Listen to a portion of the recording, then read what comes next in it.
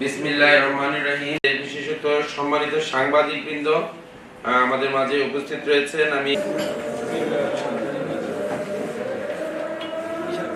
প্রথমে খুলনা থেকে আমরা ফুয়েলটা পেয়ে থাকি, তাই তো, এবং আমাদের fuel petroleum clearly speaking diesel যুদ্ধ শুরু হয়েছে। তাহলে ফেব্রুয়ারিতে তো ইরান প্রথম দিকে তো আর যুদ্ধ ছিল না। আমি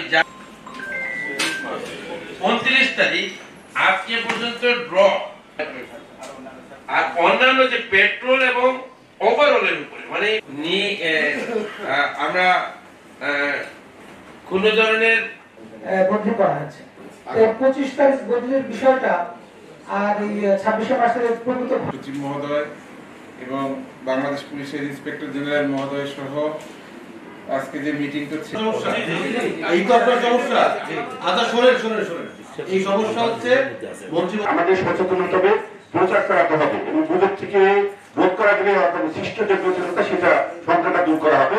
এবং যারা কালবাগানি করছে এক্ষেত্রে আইন শৃঙ্খলা বাহিনী প্রশাসন যদি তৎপর হয়, আর মনে হয় জেনারেলি কোনো জেলে কোনো সরকার থাকবে না। সবাইকে ধন্যবাদ।